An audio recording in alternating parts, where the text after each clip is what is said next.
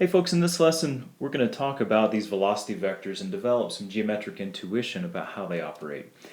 So we've already developed an analytic expression for the velocity of a point that's attached to a rigid body. And this rigid body can be translating and rotating. And we've said before that these vectors are geometric entities that have both a magnitude and a direction. So let's take a closer look at these two terms, the first term and second term in the expression, and gain some intuition about why one term is a translational term and the second term is a rotational term. So take the scenario that we dealt with before, which is where we have a rigid body and we have an origin in the inertial reference frame, O, and then we've got a point on the body, O prime, and we know, and we have a vector, a position vector, R of O prime with respect to O. And what we'd like to find is the velocity of point P. So just the same way we've set up our vector expression. And in this first scenario, we're going to focus only on the first term. So it's as if we're saying, and we are saying, that the inertial velocity of point P, to calculate that, that's the same as the inertial velocity of point O prime. And so if this rigid body is moving only to the right, then what we see here is that O prime had a path that was to the right, and P itself also had a path that went to the right. And so O prime and P both had the same velocity. We have a similar situation if it's moving up in the E2 direction, in which the velocity of both of these points is equivalent and it's both in the E2 direction. And so what we see is that it doesn't matter what the path is that the rigid body takes. It can take a curvilinear path, but so long as it doesn't rotate, then these velocities, the velocity of point P and the velocity of point O prime, are going to be the same. And so that's why we consider this first term to be the translational component. And so our next scenario is when our first term is equal to 0 and our second term is a non-zero. This occurs when the position vector r of O prime with respect to O is fixed or constant, and when we have an angular velocity that's non-zero of the rigid body B with respect to I, and we also have this position vector from O prime to P, of course needs to be non-zero.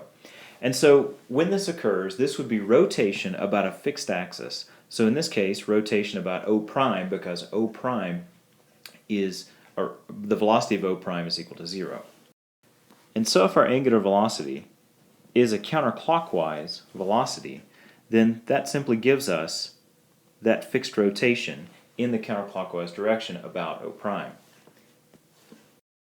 Now let's look at the second term and deal with the cross product.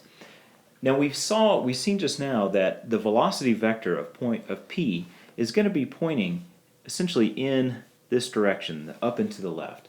And our cross product term tells us that, because if omega B is observed in I is pointing out of the page, it's in the E3 direction, then when we cross this vector, we'll say that it's theta dot in the E3 direction. We cross this with the position vector from O prime to P, then using our right hand rule, we're going to get a velocity vector, the velocity of P with respect to O prime, that points up and to the left.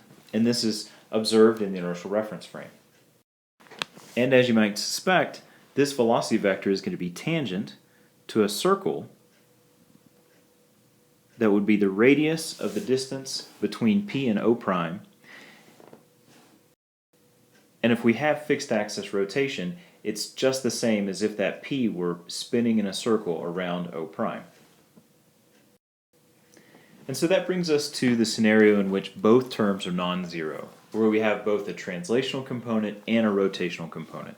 So in this case, we're saying that this rigid body can translate and it can rotate.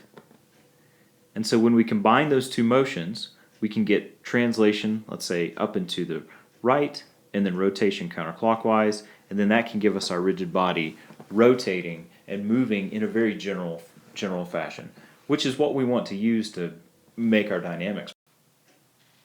But most importantly, I want you to see that the first term and the second term have meaning and that you can gain intuition by seeing those expressions and understanding those expressions. The first term of the velocity of p with respect to o, as observed in the inertial reference frame, is simply the translational velocity of o prime.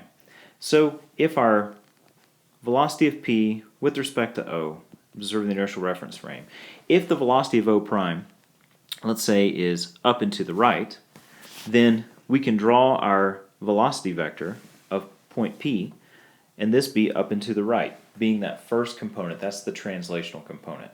And if our second term, if that's counterclockwise, then we need to add a vector that is, due to our cross product, is up and to the left.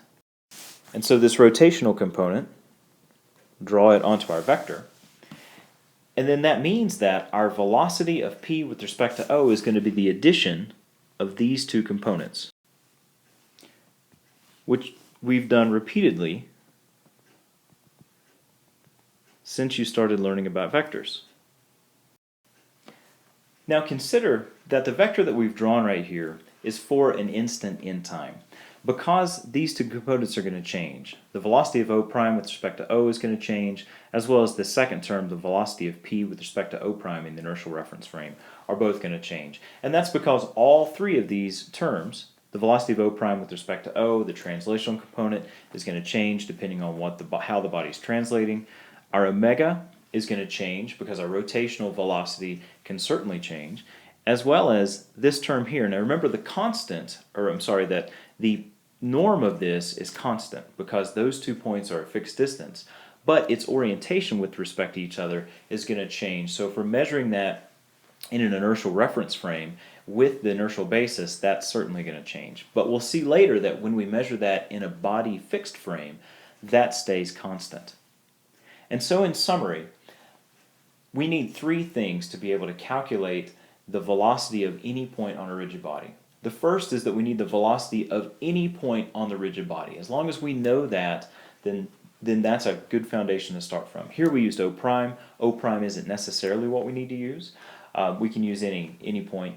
Secondly, we need to know the angular velocity of the body with respect to the inertial reference frame. So this omega b with respect to I. And then we also need to know the relationship of the point, in this case p, with respect to the point that we know on the body.